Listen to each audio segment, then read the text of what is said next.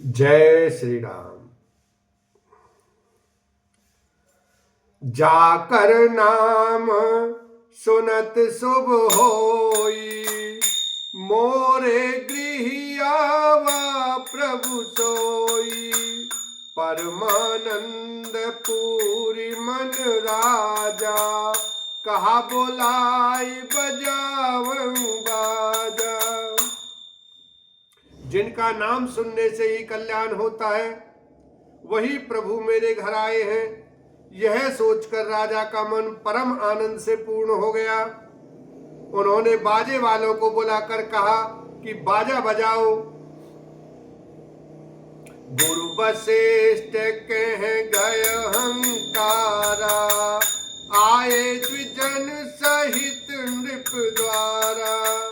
अनुपम बालक देखई जाई, रूप राशि गुण कही न सिराई।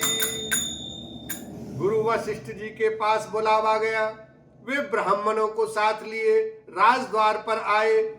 उन्होंने जाकर अनुपम बालक को देखा, जो रूप की राशि हैं और जिनके गुण कहने से समाप्त नहीं होते। नंदी मुख सराद करी, जात करम सब कीन। हाटक धेनु बसन मणि, नृप विप्रन कह दीन। लखन सिया राम जय जय राम। फिर राजा ने नंदी मुख श्राद्ध करके सब जात कर्म संस्कार आदि किए और ब्राह्मणों को सोना, गऊ, वस्त्र और मणियों का दान दिया। ध्वज पताक तोरण पुर छावा, कहीं न जाई जेहि भांति बनावा। सुमन वृष्टि आकाश ते होई, ब्रह्मानंद मगन सब लोई। ध्वजा, पताका और तोरणों से नगर छा गया। जिस प्रकार से वह सजाया गया उसका तो वर्णन ही नहीं हो सकता। आकाश से फूलों की वर्षा हो रही है। सब लोग ब्रह्मानंद में मगन हैं। वृंद वृंद मिली चलिए गोसाई, सहज सिंगार किए उठी दाई। कनक कलश मंगल भरी तारा, गावत पैठई भूप दुआरा। स्त्रियां झुंड की झुंड मिलकर चली। स्वाभाविक श्रृंगार किए ही वे उठ दौड़ी, सोने का कलश लेकर और थालों में मंगल द्रव्य भरकर गाती हुई राजद्वार में प्रवेश करती हैं। करी आरती नेव छावरी करही, बार बार शिशु चरणन परही। मागध सूत बंदी गण गायक, पावन गुण गावई रघुनायक। वे आरती करके निछावर करती हैं और बार बार बच्चे के चरणों पर गिरती हैं। मागध सूत, बंदीजन और गवैये रघुकुल के स्वामी के पवित्र गुणों का गान करते हैं। सर्वस दान दीन सब काहू, जहि पावा राखा नहीं ताहू। मृग मद चंदन कुमकुम कीटा, मची सकल बीतिन बिच बीचा। राजा ने सब किसी को भरपूर दान दिया। जिसने पाया उसने भी नहीं रखा, लुटा दिया। नगर की सभी गलियों के बीच बीच में कस्तूरी, चंदन और केसर की कीच मच गई। गृह गृह बाज बधाव सुवो, प्रगटे सुषमा कंद। हरसवंत सब जह तह, नगर नारी नर वृंद। लखन सिया राम जय जय राम। घर घर मंगल बधावा बजने लगे, क्योंकि शोभा के मूल भगवान प्रकट हुए हैं। नगर के स्त्री पुरुषों के झुंड जहां तहां आनंद मगन हो रहे हैं। के कई सुता सुमित्रा दो, सुंदर सुत जनमत भई ओ, वह सुख संपत्ति समय समाजा, कही न सकई सारद अई राजा।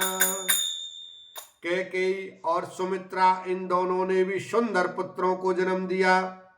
उस सुख संपत्ति समय और समाज का वर्णन सरस्वती और सर्पों के राजा शेष जी भी नहीं कर सकते।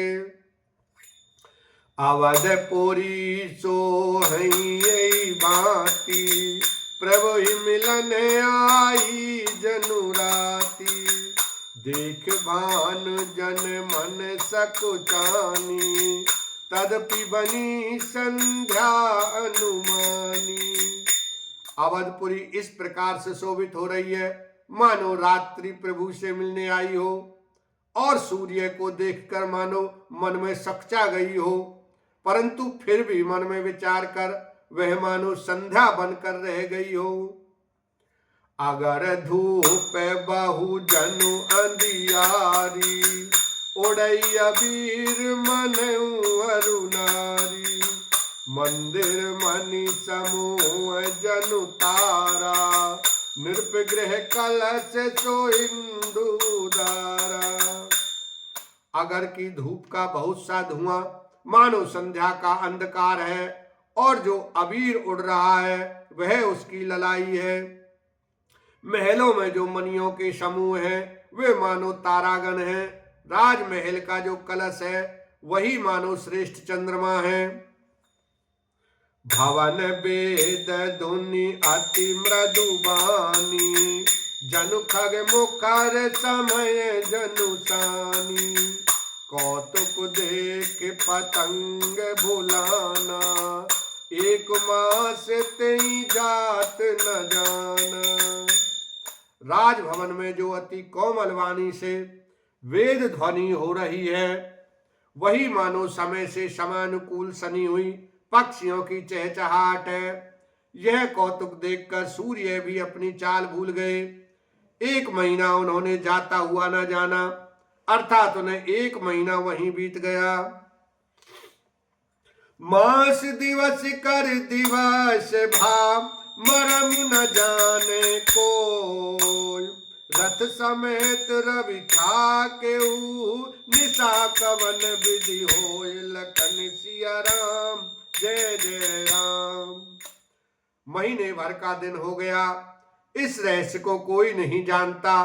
सूर्य अपने रथ सहित वहीं रुक गए, फिर रात किस तरह होती यह रहस्य काहू नहीं जाना, दिन मनि चले करत गुण गाना, देखी महोत्सव सुर मुनि नागा, चले भवन बरनत निज भागा। यह रहस्य किसी ने नहीं जाना। सूर्य देव भगवान श्री राम जी का गुणगान करते हुए चले। उनके हृदय में कृपा रूपी चंद्रमा प्रकाशित है। यह महोत्सव देखकर देवता मुनि और नाग अपने भाग्य की सराहना करते हुए अपने अपने घर चले। बोलो सियावर रामचंद्र की जय, उमापति महादेव की जय।